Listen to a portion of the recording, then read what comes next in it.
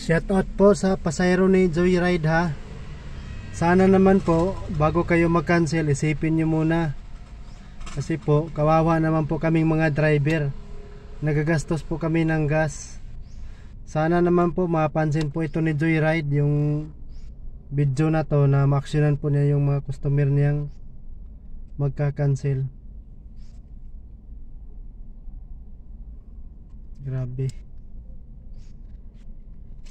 Grabe kayo mang trip ng mga driver. Akala nyo po yung gas ng driver free po ni Joyride. Joyride, paano na to? Bigyan mo naman ng pansin yung concern ng mga driver mo. Yung tipong nandoon ka na sa drop off, kakansilin ng customer. Sana naman mapansin mo po yung mga mga pasahero mo po na kusa lang pong nagkakancel. Wala naman po silang tawag o text. Kawawa naman po kaming mga driver talaga, sa totoo lang. Tapos alam nyo po guys, ang mangyari po nito, pag i-check ni Joyride yung account natin, tayo pa po ang ma-deactivate lang po tayo sa walang dahilan. Kaya sana mapansin ni Joyride yung video na to.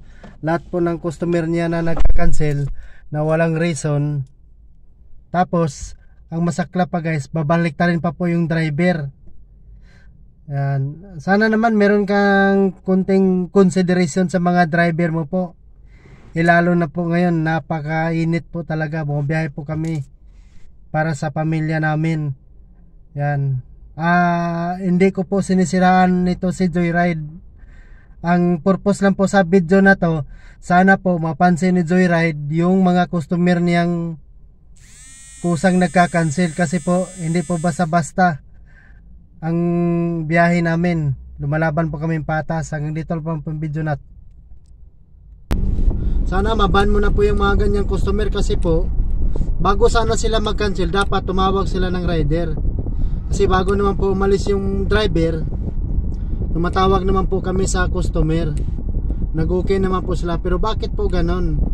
Kakansilin nyo po na malapit na po yung driver. Alam nyo po ba na ang gas po namin, sarili po namin pira ginagas yan. Tsaka nagagamit po kami ng pira bago kami pumunta dyan sa lugar nyo po. Napakamahal po ang gas ngayon. Sana naman po mapansin nyo po Joyride, na mamonitor nyo po yung mga customer na laging nagka-cancel po. Kasi po kawawa po talaga yung mga driver nyo. Kagaya sa akin nangyari ngayon, siguro naka 8 cancel yung mga customer ko ngayon. Hindi naman